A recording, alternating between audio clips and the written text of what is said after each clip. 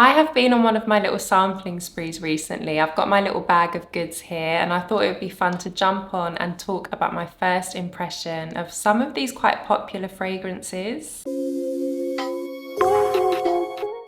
Hi there, welcome to my channel or welcome back. My name is Verity and I hope that you're doing really well. So I picked up some samples when I was in the UK on vacation with my family and I was playing around with them, like wearing a different one each day just to see like how I felt about the scents. I do love a good sampling session, I'm not gonna lie.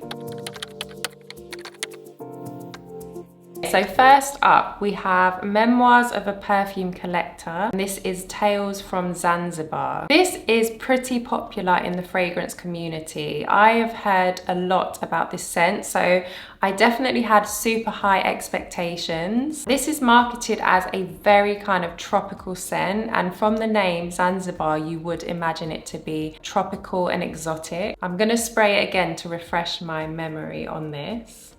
I smell like grapefruit, like something a bit sweet, but also a little bit tangy and a bit sour. It is very bright and it is very energizing in that opening. You have some lime in here, you have mint, you have mandarin. This does start to get sweeter. You have some guava and you have some coconut in here. The coconut note is super subtle and the guava note, I can't really detect. I wouldn't say, oh, I can smell guava. It definitely smells fruity, but I wouldn't be able to kind of put my finger on the exact fruits in here. It does have a touch of woodiness in the base. You have some agar wood, which gives that slight oudi, like woodiness to the fragrance, which adds another dimension and makes it a little bit more interesting than just being a fruity tropical scent. If you're looking for a fruity scent as a man that doesn't lean too feminine, this is the perfect balance. It definitely just sits perfectly in that unisex territory. But as a woman, I would 100% wear this as well. It is really gorgeous. There's something really refined about it as well, which can be quite hard to do with fruity scents. This has this very refined, very grown-up feel about it. It's really good. Overall, it's definitely a solid option if you are looking for a fragrance that gives you holiday vibes, but still has like that refined classiness about it. So next up we have Danam's White Rice. I've heard so much about this. I've wanted to get my nose on it for such a long time. So when I got this, I was like, finally, I can see what the fuss is all about, because this has had some amazing reviews. I love rice. I could eat rice, I think, with every meal. I love it so much. Rice, however, in a fragrance has to be done in a certain way for me to enjoy it. And this one, I also found that I really liked it a lot actually. When I first sprayed this, I picked up that rice note immediately. It was definitely the first thing that I could smell, but it's really soft. It's not a very dense kind of rice note.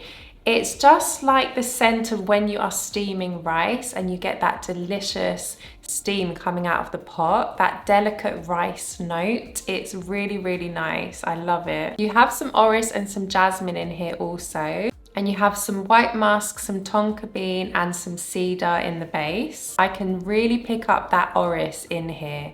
It's a little bit powdery, a bit buttery. And even though jasmine is listed, for me, this never really went too much into a floral territory. I could not really detect a lot of florals at all, just super subtle. After a good few hours, this is a very skin scent musky fragrance. Every single time I've worn this, my son has complimented me. He rarely will say I smell good because he just kind of knows I'm into perfume. I'm always gonna have perfume on and hopefully smell good. But every time I've worn this, he has gone out of his way to actually tell me how good I smell. And I know that I must smell good when I wear this because, you know, kids are so honest. They just say it how it is. So there's something about this that he obviously finds comforting and also really likes. So this was a winner for me, and it's one I would consider a full bottle of 100%. Michela Mezzetti's Lick Me. This is another one that has done the rounds in the fragrance community, and it's definitely for a gourmand lover, this is. I mean, first of all, the name is Lick Me, so you know it's going to be something that smells very edible and very delicious. The first thing that came to my mind when I sprayed this is, not Dama Bianco, what am I saying? Bianco Latte. It smells so much like Bianco Latte. I never fully got on with Dama Bianco. Oh my gosh, why do I keep saying Dama Bianco? Bianco Latte. I never fully got on with that. Although I think it's delicious, it really is yummy, it's scrumptious. Personally, I felt it was too heavy, a little touch synthetic in certain aspects. But this one, however, this I can do 100%.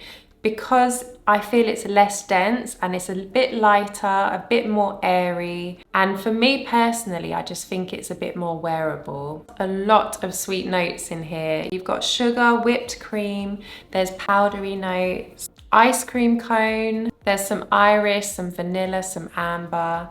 There is a lot going on with this scent, but overall it's a very sweet, delicious, edible vanilla scent. And I feel it's an easy kind of day-to-day wear as well. It's not kind of too much in your face that it would offend anyone. I feel like it's quite an easy wear, to be honest. And that's why I prefer this over Bianco Latte. I almost said Dama Bianca again. If you love a gourmand, but you don't want to feel necessarily like you're drowning in pure sweetness, this is a good option. So next up is Passion Island by BIsous. If you're looking for a very fruity, very tropical scent, this is all of those things. This fragrance has every single fruit under the sun. You have ginger, lime, pink pepper, lemon, bergamot, and then you've got those tropical fruits. You've got passion fruit, mango, pineapple, nectarine, some blackcurrant as well. You do have a little bit of a deeper kind of base. You have some patchouli, musk and sandalwood. A lot of notes happening with this fragrance, but what you definitely get is an absolute fruit blast. But every so often, I love to drink Rubicon sparkling passion fruit drinks. And this smells exactly like when you crack open the can and you get that fizzy, bubbly, fruity scent coming out of the can. Could that come across a little bit synthetic? In a way, but it is still delicious. It still smells very fruity, very sweet. I did spray this earlier on my hand, and I also sprayed Tales of Zanzibar on the other hand, because I really wanted to compare these two fruity notes together.